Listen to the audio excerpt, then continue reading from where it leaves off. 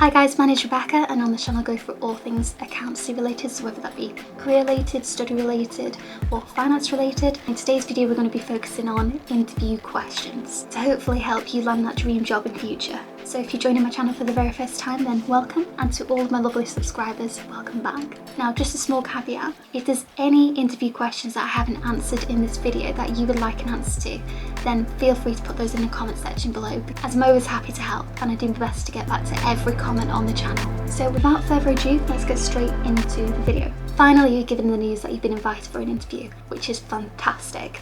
The only problem is on the day of the interview, whether that be face-to-face, Skype, Teams, Zoom, whatever it might be. And the first question that comes out of the hiring manager's mouth is, so why do you want to work here? And suddenly your brain just goes, ugh, and yeah, it all just goes downhill from there. Start rambling, you can't get your thoughts back together, and it's just all in all an unpleasant experience. Now I can honestly say, having been on both the interviewee and the interviewer side of things, that within the first 5 minutes of a conversation the hiring manager has already made up their mind of whether you're going to be a good fit in the team or not. So in today's video I'm going to help you avoid all of that rambling and just that worry and anxiety that you feel in an interview by hopefully answering some of the most common interview questions that either I've been asked or I have asked.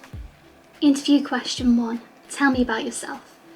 It's easy to fall into the trap here of telling about yourself. However, there are a couple of rules here regarding this question, and the very first one is do not tell them about your home life or personal circumstance and the mistakes that you've learned from in the past. Instead, what they're asking for is tell me about your qualifications, your professional background, and it's worth talking through your CV at this point. So how long you've been qualified, if you took any further exams, etc. So effectively, it's like providing them with a storybook, so just giving them a very small snapshot of your work history so that they can gain an understanding of where your career's been in the past and where perhaps your skills lie. Interview question 2. Why do you want to work here? So you want to make sure that you're giving answers as to why you want to work for that company in particular. So in terms of the environment, have you researched about that company and the staff culture? Do they have a high staff turnover rate or a very good retention? So have you had a look at the people on LinkedIn and how long they've worked at that company? Because if they've worked there for a number of years, then it's a good indication of staff culture because individuals want to stay working for that company. Alternatively, is it a changing environment where you think that you'll be challenged? Or is it a flexible role or company that suits you better with your personal circumstances? So perhaps from looking at the company's financial statements that you can see that they've grown 5-fold in the past year or so, and its impressive track record of achievement is something that is inspiring to you perhaps. It might also be that you've used some of the company's products or services in the past and you've been highly impressed by what you've seen and you therefore want to work for the company. So those are just a few ideas. So interview question 3. What are your weaknesses? So my first tip here is do not under any circumstances, and I mean any,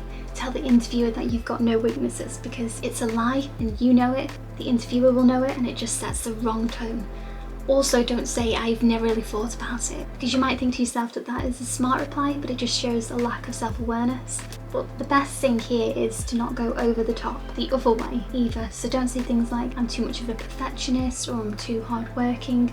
I've seen some videos that say try and turn this one into a positive, but try and avoid that too much too, because I would say you don't want to make it about personality and start listing personal flaws, but instead you want to say something meaningful, such as I've known myself to struggle making my voice heard in meetings, for example, but it's something that I'm working on, because instantly that interviewer is thinking this person is relatable, but it's a skill that can be improved upon and it's a weakness.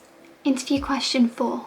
What do you know about the company? So my best advice here is to do your own research. These days we've got fabulous tools such as LinkedIn, where companies regularly post their recent activities or awards that they've won, acquisitions that they've made, etc. So it's a lot quicker to obtain information than perhaps previously. The next place I would look to start researching the company is on their website, and I'd look at their blog if they've got one, or their news stream, just to gain an understanding of the business. So you can also look at their about page, where you can find out the history of the company in most circumstances. And then finally, I would go the extra mile and I would go to the company's house. Take a look at the financial statements for last year, as that will give you some key indications towards the forward trajectory of the company. So if they're looking to expand, how have they performed compared to other companies within the same industry? And what's the number of staff that they have? As that might indicate to you the size of the company and might also prompt you to questions to ask the interviewer as part of the interview process. So My best advice here is to do your own research, because we've got powerful tools now such as LinkedIn, where you can see recent activities of the company, whether they've made any recent acquisitions, any wins that they've made, etc. So it's quite easy these days to get that information, whereas previously it might have been a little bit more difficult. Next interview question, have you ever dealt with a difficult employee? So first and foremost with this question, the hiring manager is trying to find out how you deal with employees and what your sort of personality is, and whether you'd fit in with the team that they have, and how you would deal with different personalities within that team. So to succeed as a manager, you need to be able to deal with complex situations. So if you are going in at that senior level, then do have backup examples of when you've dealt with a difficult employee or a difficult colleague. It's not so important when you're joining a company at an entry level role, but it's something to be aware of. The other trick with this type of question is when the hiring manager is actually asking this question, they're not trying to find out about the difficult person in question. What they're actually trying to find out is all about you and what actions you took in order to approach different situations in the workplace. So here it's important that you can demonstrate different learning skills, tolerance, listening skills, etc. And our final question of the day, have you ever had to work to a deadline or under pressure? So here, try to give an example of when you've had to work to a deadline, and that could be homework related, it could be exam related because you've got deadlines with your exams, or it could be work related, so month end, year end, external deadlines with HMRC for example, or with auditors, etc. If you haven't worked in finance before and you've worked in a different industry, or perhaps this is a new career path for you, then just try and think of some examples where you can show working to a deadline at work. If you're struggling on where to start with this type of question, just think about STAR. So STAR stands for situation, task, action, result. And as long as you keep it in that format, then you're going to answer that question quite well in your interview.